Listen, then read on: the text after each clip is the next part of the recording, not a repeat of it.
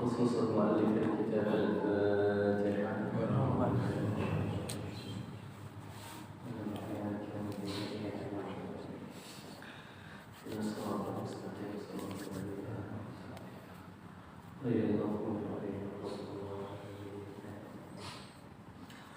السلام عليكم ورحمة الله تعالى وبركاته. الحمد لله رب العالمين في كل لحظة أبدا عدد خلقه ورضا نفسه وزنة عرشه ومنتهى رحمته ومداد كلماته. اللهم صل وسلم وبارك على سيدنا محمد في الأرواح، وصل وسلم على قلب سيدنا محمد في القلوب، وصل وسلم على جسد سيدنا محمد في الأجساد، وصل وسلم على قبر سيدنا محمد في القبور، في كل لحظة أبدا عدد خلقك ورضا نفسك وزنة عرشك ومداد كلماتك. يا سيدنا أستغفر الله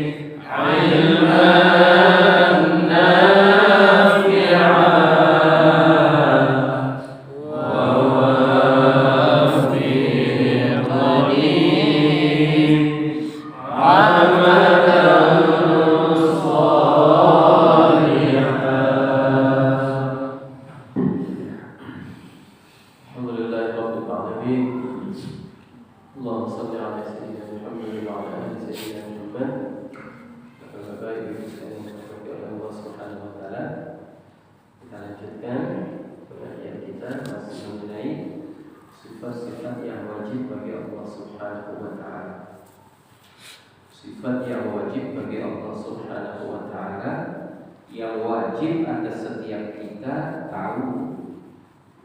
Wajib atas setiap kita tahu dan meyakini.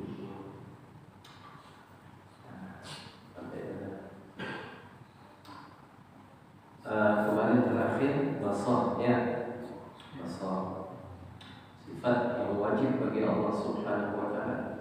Kita ulang sedikit, ya, kita ulang sedikit ke pangkal makna wajib ketika kita belajar bab tauhid. Wajib artinya walladzi la yatasawwarul aqlu adamu, sesuatu yang tidak bisa tergambar oleh akal. Artinya akal tidak bisa menerima ketiadaan. Itu arti wajib. Kemudian kalau wajib, kalau itu masalah fikih, ma yuthabu fi'luhu wa yu'aqabu tarkuhu, diberi pahala kalau kita mengerjakannya dan berdosa kalau meninggalkannya. Ini fikih wajib, definisi wajib dalam bidang fikih. Kalau tauhid yang disebut wajib, apa artinya wajib? La yatasawwarul aql, ay la yusaddiqul aql. Akal tidak bisa membenarkan akan ketiadaan. Bagaimana mungkin dikatakan Allah Tuhan tidak ada? Bagaimana mungkin? Terus siapa yang menciptakan alam semesta? Jadi akal saja tidak bisa menerima. Nah, terus kita orang beriman, Allah Taala beri burhan. Burhan itu cahaya penerang. Artinya apa? Melalui Al-Quran kita tahu akan keberadaan Allah. Walladzi khalaqas samawati wal ardh. Dialah Allah yang menciptakan alam semesta, langit dan bumi. Artinya Allah Ta'ala adalah zat yang ada dan dia yang menciptakan alam semesta. Dan lawan daripada wajib adalah mustahil. Kalau fikih, lawan dari wajib apa? Haram. Haram. Kalau tauhid, lawan daripada wajib apa? Mustahil. Apa itu mustahil? La yatasawwarul aql. Apa saja tidak bisa tergambar oleh akal. Tidak yasaddiqul aql. Akal tidak bisa membenarkan akan keberadaannya. Mustahil itu. Begitu dikatakan seperti itu, mustahil. Tidak. Akal tidak bisa membenarkan. Ketika dikatakan Allah Ta'ala tidak ada, itu mustahil. Terus kalau Allah Ta'ala tidak ada, siapa yang menciptakan alam semesta? Ketika dikatakan akan keberadaan Allah wajib itu, mesti, tidak mungkin tidak ada. Tidak mungkin tidak ada, mesti ada. Dikatakan, jadi dari setiap sifat-sifat yang wajib ini nanti ada kebalikannya, ada lawannya sifat yang mustahil. Sifat yang wajib yang pertama wujud ada, mustahil Allah tidak ada. Yang kedua sifat yang wajib bagi Allah yang kedua apa? Tidak. Artinya sedia kala. Sedia kala itu sejak awal Allah Maha ada. Keberadaan Allah Ta'ala itu awal yang tidak berpermulaan. Lawan daripada tidak ini apa? Hudus, bahan. Ada masa bermulanya Allah itu ada. Mustahil. Kalau misalnya Allah adanya itu tahun sekian misalnya, berarti keberadaan Allah itu adanya karena ada yang mengada. Karena tadinya dia tidak ada, mustahil. Ya, wali-wali ketiadaan, baqo, kekal. Ketika segala sesuatu sudah punah pun Allah tetap ada. Kullu man 'alaiha fan, segala sesuatu ada alam semesta ini, pada alam semesta ini akan hancur, binasa. Wa yabqa wajhu rabbika dzul jalali wal ikram, yang kekal adalah zat Allah Subhanahu wa taala. Nah, lawan dari baqo itu ada hudud, ada masa kesudahan, ada masa berakhirnya Allah. Akan ada batasannya, itu mustahil. Mustahil. Wajib baqa, wajib kekal selama-lamanya ada. Ya. Nah, kita lanjut. Kemarin yang terakhir sama basar. Ya. Sifat yang wajib bagi Allah Subhanahu wa taala yang selanjutnya apa? Al-hadi asyar as-sama. Yang ke-11 adalah sama, mendengar. Wa yastahilu alaihi as-sama. Mustahil bagi Allah Taala itu somad, tidak mendengar tutur. Kemarin sekilas kita sudah cerita bagaimana kedahsyatan sifat Allah Taala zat yang maha mendengar tadi. Apa namanya sifat wajib bagi Allah Taala yang maha mendengar. Ya, tidak ada satu apapun di alam semesta ini yang luput daripada pendengaran sampai suara hati. Ya, suara hati. Orang yang berdampingan lutut dengan kita bersentuh pun dia tidak dengar suara hati. Bahkan suara hati, telinga kita sendiri pun tidak. Ada orang suara hatinya, telinganya bisa mendengar suara hatinya? Gak ada. Suara. Sampai suara hati itu malaikat tidak bisa mendengar. Nah, tidak bisa mendengar. Nah, saya sampaikan belum itu. Nah, kita sampaikan belum itu. Ketika Allah Taala katakan kepada malaikat pencatatan amal kamu, benar ya? Allah katakan buang ini. Nah, catat sampai malaikat merasa takut. Itu sebagian besarnya itu adalah amalan hati, sikap hati, suara hati tidak terdetek oleh malaikat. Tapi Allah, gambarannya suara langkah kaki semut di dasar lautan yang paling dalam di malam yang gelap gulita terjepit batu hitam. Suara langkah kaki semut itu kedengaran oleh Allah. Bahkan kegundahan hatinya, suara hatinya, jeritan hati semut itu pun didengar oleh Allah. Jadi jangan kita terbayang kalau ada rencana-rencana buruk kita tidak tertangkap oleh Allah. Ketika orang menyampaikan yang baik-baik, ya,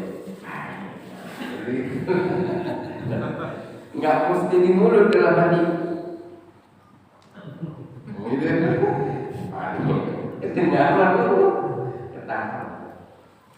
Ketika ayat-ayat Allah disampaikan, ayat-ayat Allah dibacakan dalam hati kita itu membenarkan gitu. Dan itu hanya suara hati. Yang mana telinga kita sih nggak dengar, itu tercatat dalam Allah. Hamba ini membenarkan kalaku. Padahal apa yang aku kabarkan dia tidak lihat ya.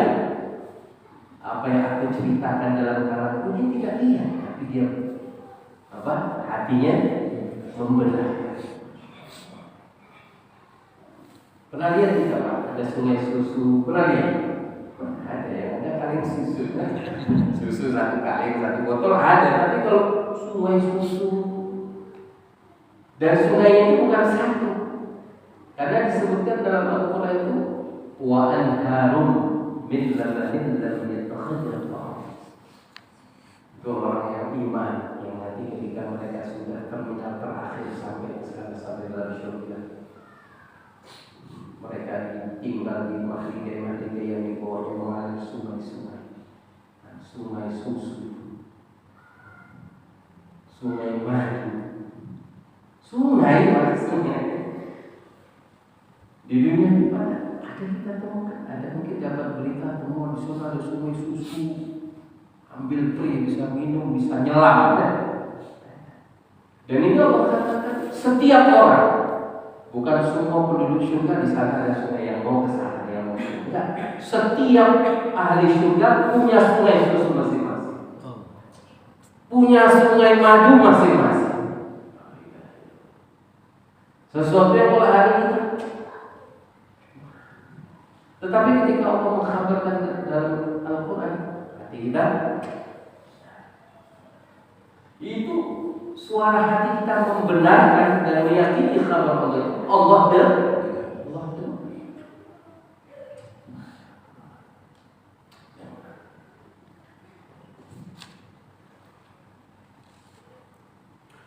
Wasani asyar dan sifat yang wajib bagi Allah yang ke-12 basar.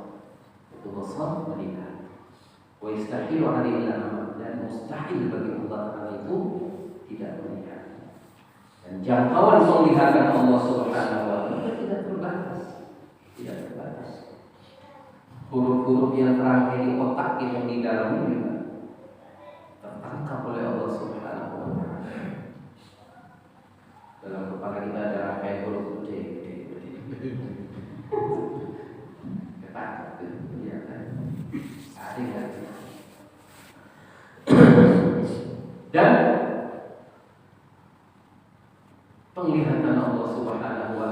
sama saja.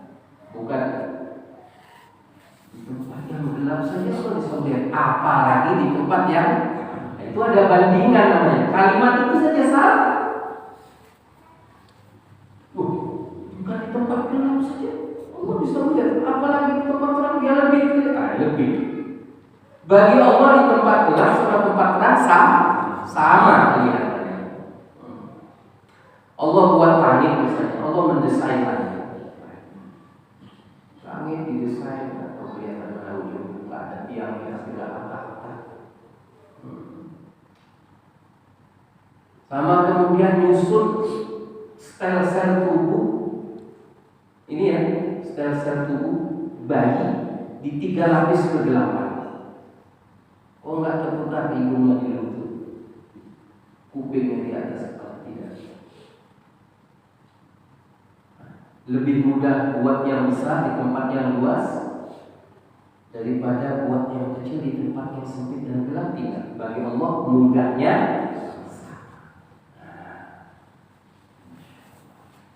Jadi sampai di sini Nabi bercerita berkaitan dengan sifat yang wajib bagi Allah Ta'ala, sama dan basar. Sekiranya seorang hamba itu melakukan kebaikan di dalam sebuah batu, yang tidak ada pintu, tidak ada jendela. Dia berada dalam sebuah batu, tidak ada pintu, tidak ada jendela. Dia buat kebaikan di situ.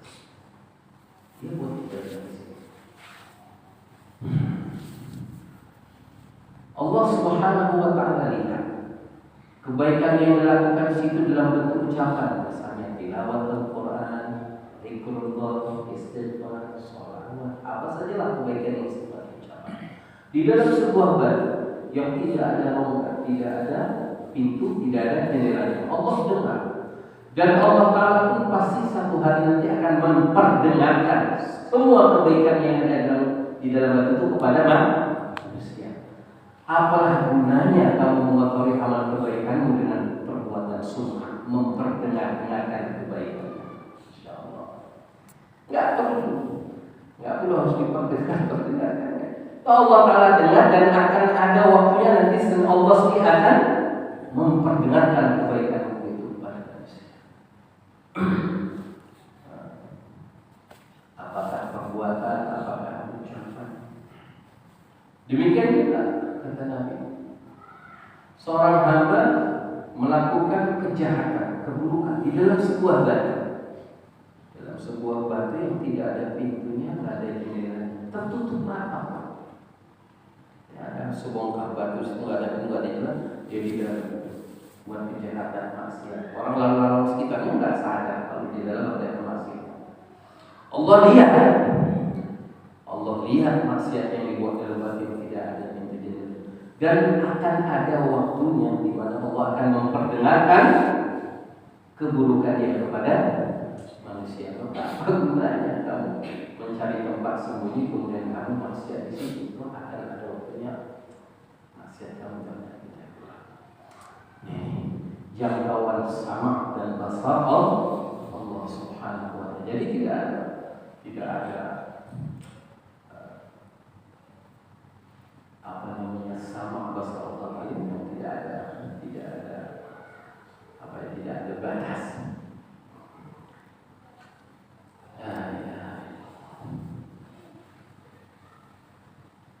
Jadi nggak ada gunanya, sudah